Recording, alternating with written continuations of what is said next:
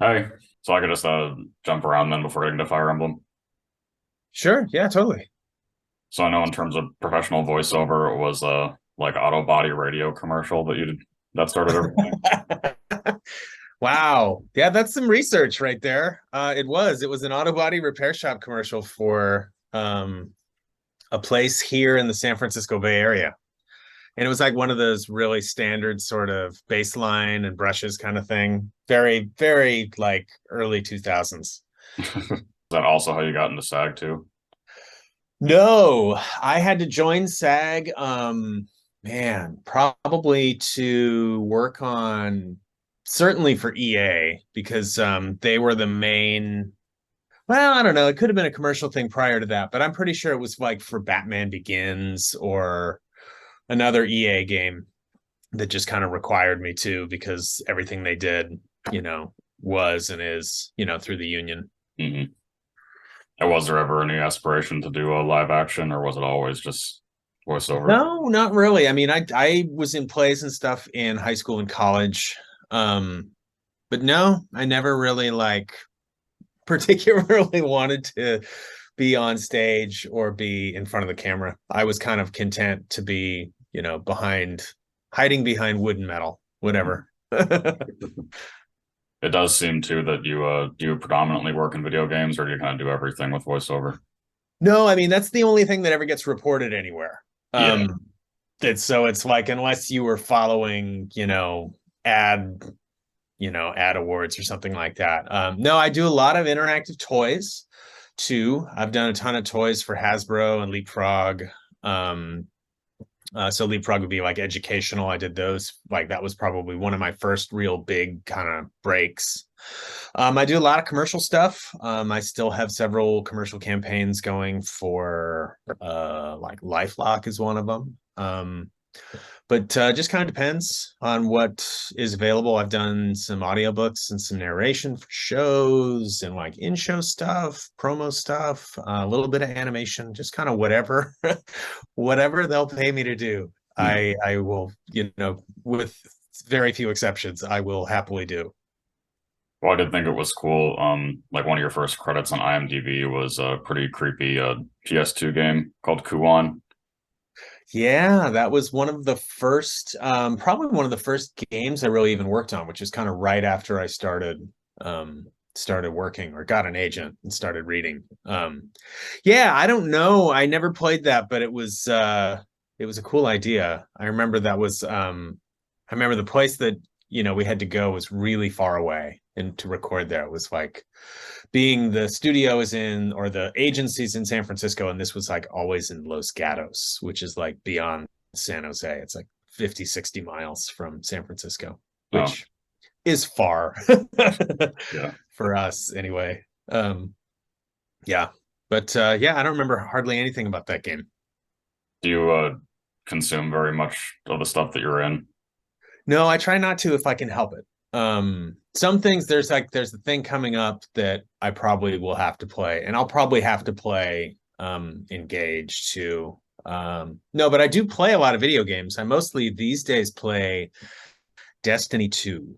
Okay. So I played a ton of I have been basically playing it's been the same game since Destiny 1, but yeah, I've been playing that since very early on. I played a lot of World of Warcraft, much to my wife's chagrin. Yeah, but I've been playing games all my life. I was probably one of the first generation gamers. But no, if I'm in it, I try to I tend to avoid it just because I don't know. I hear enough of me in my headphones. I don't need to pick apart what take they used or how I wish they had used something else or, it pulls me right out of the experience. So Well, I did see too that you haven't done like a ton of anime or anime game stuff, but Fire Emblem is like one of the biggest. no. Yeah, I've done a little bit, certainly more since COVID started, because for the longest time, especially for anime and dubbing rates. It's like being based in the Bay Area, there's like nobody left in the Bay Area that's still sort of casting and making anime. That's pretty much all moved either to LA or to Texas. Yeah. So it's kind of like I would never really take a job where it was like I might have a 1 hour session for an anime and it's like pays like $85 or something like that. And so it's for me, it would cost me more to drive there, than I would make doing the thing. Which is sad because it's like, I get that it should be aspirational and, so many people have such massive careers as a result of doing it. I am sadly not one of those people, but no, I've done more since COVID, since it's opened up and it's become more accessible to everybody. There's a few out there that I've done recently. Yeah, no, this is the first time Fire Emblem like Engage, I think is the first time I've worked with that production company. I've been like a Nintendo head, my whole life. So not my whole life, but their whole life. So it's pretty wild to me to work on something finally for them because I've been playing their games for too long. Longer than you've been alive, son. Were you a fan of any of the like games prior, or did you ever play them at all? I played the last one that I played, the last Fire Emblem I played, I'm pretty sure was either the one on the 3DS or on one of the ones on the 3DS or even the DS. It's been ages back when they were just turn-based isometric. So it's been a long time. I have no idea what they're like now, but they look super cool. And I'm honored to, be playing some tiny part in this universe and to get to play like a pretty badass character. So Right.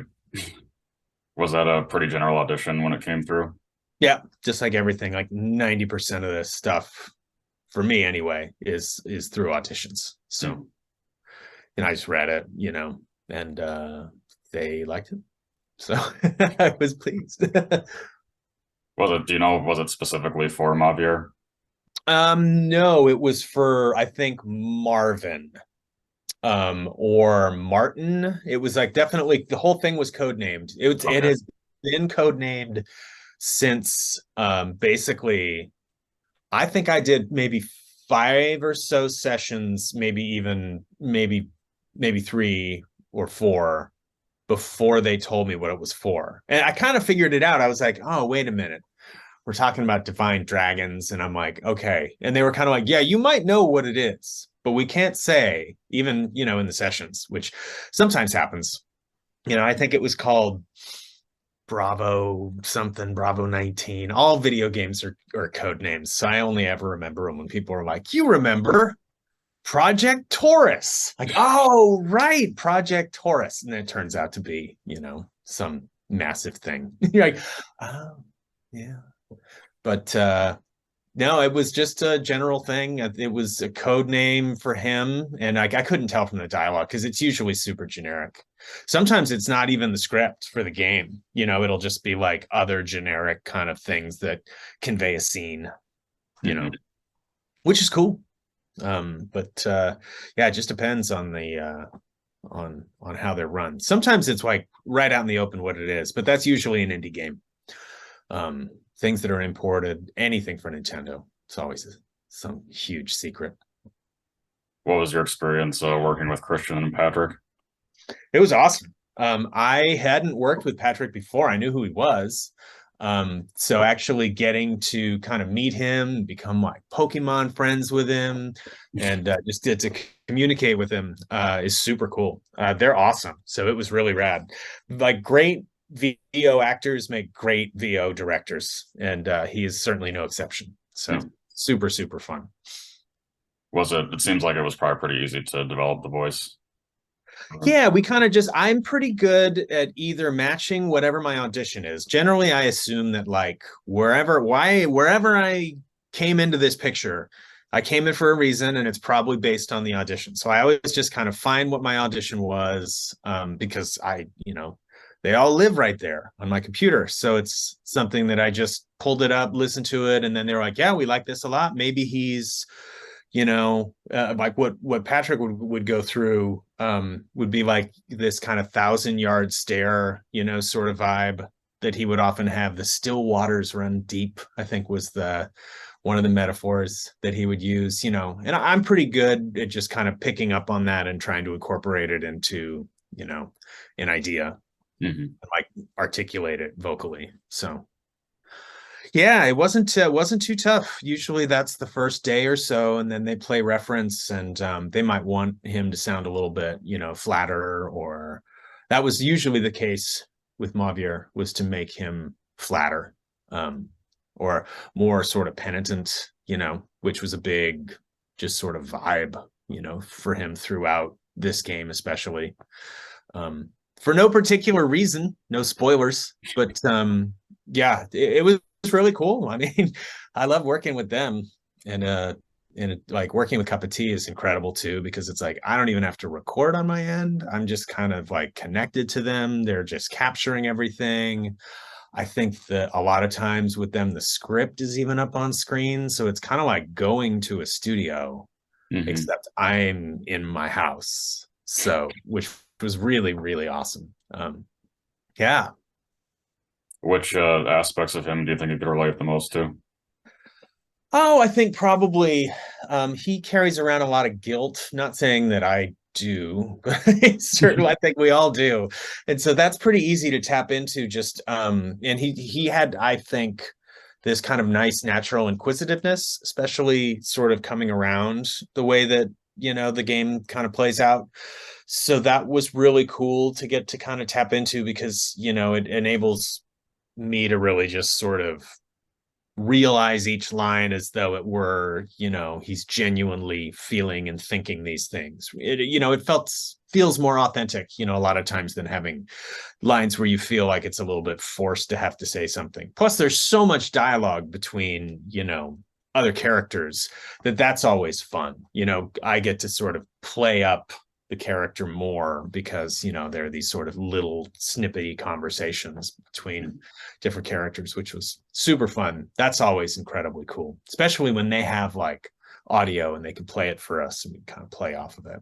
Hmm. So we got to do a little bit from home, which is amazing. Yeah.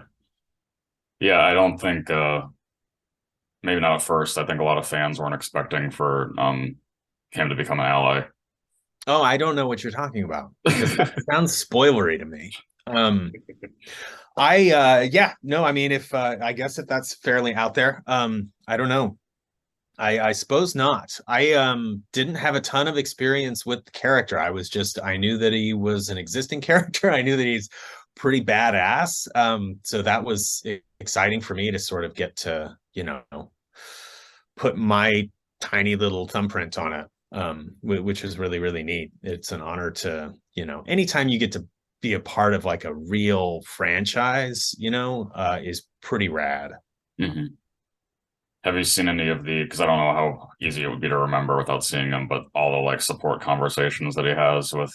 I haven't seen all of them. I remember, I have them all like probably, on a hard drive someplace, but no, I don't know. Actually, I probably don't, because they would always just capture. But no, I remember some of them a little bit. But no, I would. It'd be fun to actually see some of the video and relive it, or just to see people reacting to it. That's always cool to me. Hmm. Well, one that is it's a pretty fun contrast of Rosato, which is the that's the like really cute male character that looks like a girl, and then he's trying to like get Mauvier to think of something cute and like Oh yes, embrace that. I don't remember, what did he ever come up with anything? Well, the thing was like I think it was something like think of something flashy or like something that makes you feel inspired, and then Mauvier says, "Oh, when I got hit with a poison arrow." Like that like, made me feel good. Yeah, nice, nice. Yeah, he's a bit complicated. And he's certainly not used to, I think, not being, one of the four hounds. But yeah, it was super neat. And it's wild to get the sort of reaction to Yeah. how people are enjoying it. Or just people that I would never have expected to be familiar with it would be like, "Oh my God, Hmm. you're that guy." And it was like, yeah, I guess so. Like friends of friends who are kind of like, knew the character already. That was pretty cool. So I generally don't hear any of that from like actual people that I know. Right. Were you familiar with anybody else in the cast? I'm sure that I know, I think Melissa's in it. I think. Yep, yep. Hutchinson. Yeah, I'm sure there's tons of people that are in it that I just haven't seen the full list. I seems like there are hundreds of us. It seems like there's a whole ton of people that are working on it. But no, I was stoked to see Melissa. She's one of my best friends. So anytime we get to you know, chat about work, it's always fun. Hmm. Well, it is especially cool because a lot of people that played new characters in Engage were either people that had never been part of the franchise before, or they only had characters in the mobile game, which don't have, the same effect. Right. Yeah. Right. Yeah, they very seldom have anywhere, and certainly not as much VO as in this. This had a Mhm. ton. Um, at least from my point of view. I generally haven't played anything on the Switch. I'm still working my way through Metroid Dread. And the second the not the current Pokemon game, but Arceus. Still need to finish that. Oh, right. Well, it But I looks will get it. well, it looks like based off your background that you have a ton of hobbies. I at least have one. Yeah. Um, yeah, no, I enjoy toys. So there's some in this room. Hmm. Are you a big like anime person in general, or? No, I don't. I don't really watch a lot of anime. I did a bit. I worked at a comic book shop in the 90s, and so people would often like let me borrow videos. So I read a lot of manga. Okay. Um, like I was a massive Blade of the Immortal guy. I loved it. I loved Akira. I liked Lone Wolf and Cub. Pretty much anything that was like dystopian and samurais was basically right up my alley. But no, I didn't watch a ton of anime. A little bit. Like I loved Riding Bean. There are a few here and there that I would watch. I've worked on a few of them, but yeah, and I don't watch them as much. My kids love them. Hmm. My oldest son loves One Piece. Okay. He's just slowly plugging away through it. Yeah. Was all the games that were Nintendo properties like the only anime things that you played too? Yeah, probably. I didn't play a ton of like JRPGs. I played mostly like the core, Nintendo Mario, Legend of Zelda, Metroid. So a lot of the core properties. Not I didn't play a ton of stuff from Square. Um, I played some of them. Like there were a bunch, especially on like the Dreamcast and the Saturn. I'd play pretty much anything. And I love JRPGs, but I can't remember which ones I was even playing, to be honest. Okay. These days, if it looks kind of like, 16-bit, it looks too old to me because it makes me feel like I'm playing an old game. Like Hmm. my kids tried to get me into Shovel Knight. My wife tried to get me into Stardew Valley, and I was just kind of like, yeah, it just looks like an old game. I need it to be flashy. I need things to explode, blood to splatter, that sort of thing. Yeah. Are any of your family into Fire Emblem? I don't think they are. I think my oldest son maybe is probably the most likely, but I don't know that he's ever played any of them. Okay. Yeah. Well, back to Mauvier, one main thing I didn't ask yet was if you had like a single favorite line or like one to get into his character. No, I mean not that I can think of offhand. They would play a lot of different reference and I would just generally repeat it, and that's how I would kind of get there each time. It was over such a long period and he said so many things.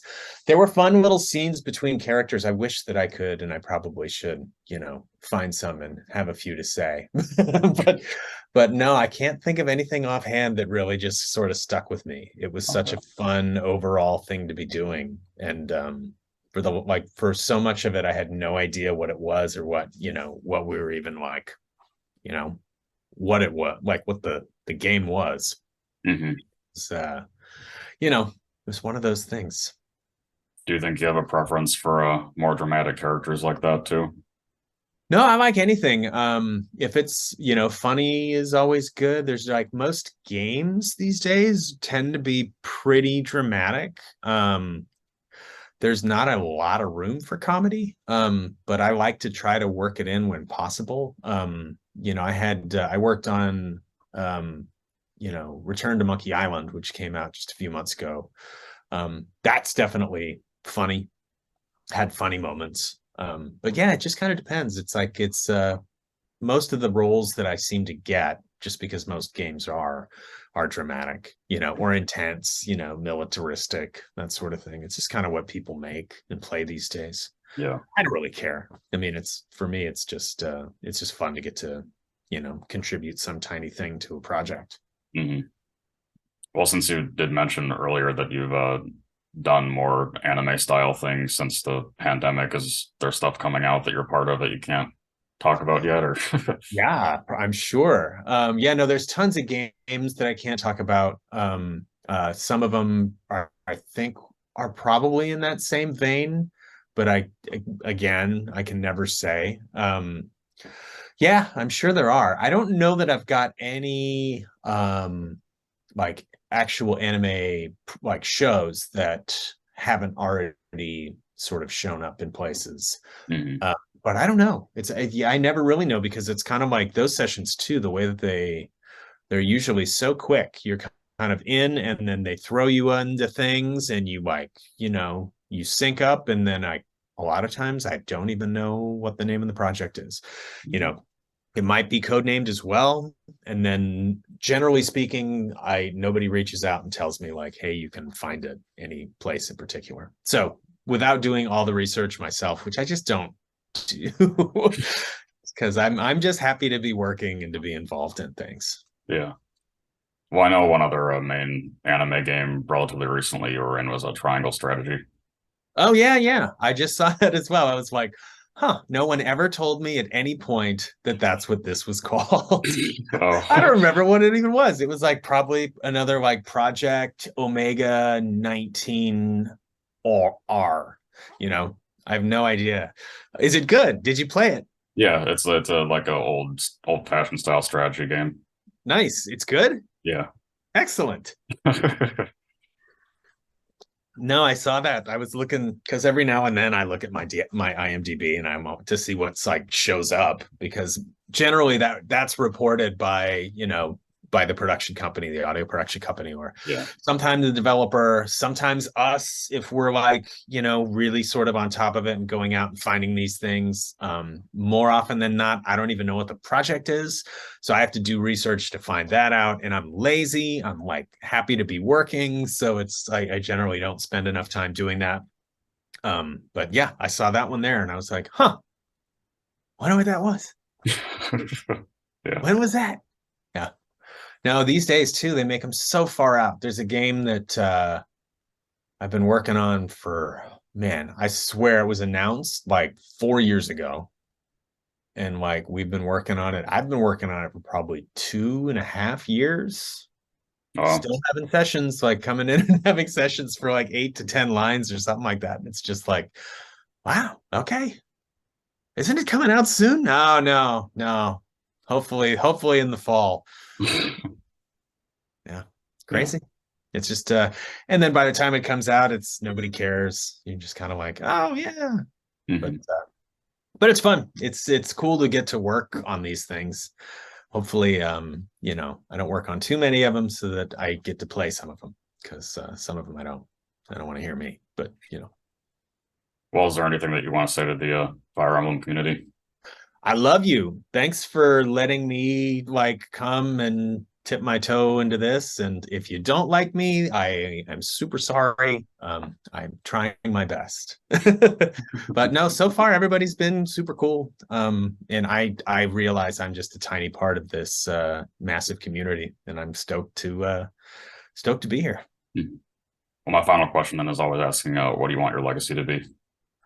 Oh, I want people to hopefully just remember me as being competent and kind.